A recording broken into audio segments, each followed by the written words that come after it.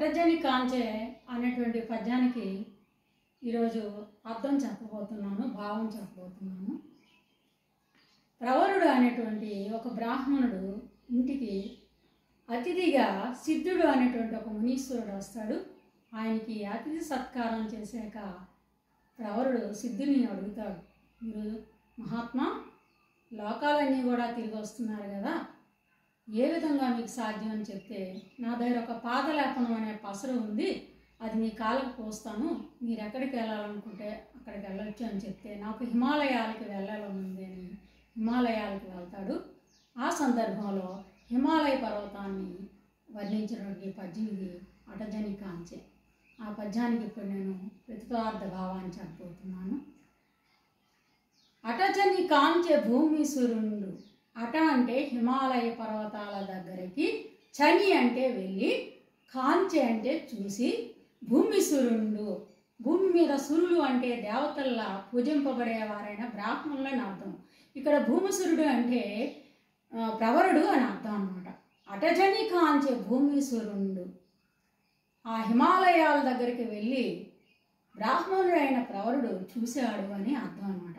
శిరస్సరజ్జురీ పడల, హిమాలయ శిఖరాలు, శిరస్సు అంటే శిఖరాల నుండి, శరత్ అంటే ప్రవహిస్తున్నటువంటి, జరి అంటే సెలయేరు, సెలయేరు యొక్క పటలము అంటే సమూహము, ఆ సెలయేర్ల యొక్క సమూహము నుండి ముహుర్ముహ లోరత్, ముహుర్ముహ అంటే మాటి మాటికి, లోరత్ అంటే ఎగురుతున్నటువంటి, అభంగ అడ్డు లేనటువంటి తరంగాలు, ఆ ప్రవాహాలు, మృదంగ నిస్వన మధ్యల మోతల, మృదంగము అంటే మధ్యల మోతల వినిపిస్తూ ఉన్నాయట.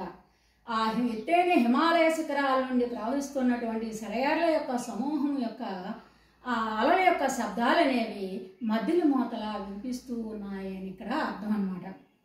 స్ఫుట నటనానుకూల, స్ఫుట అంటే స్పష్టమైనటువంటి ఆ నటన, ఆ నాట్యానికి అనుగుణంగా, పరిపుల్ల కలాపి కలాపజాలములు, కలాపి అంటే పెంచము, కలాపజాలము, కలాపము అంటే నెమలి, జాలము అంటే సమూహము అని అర్థం.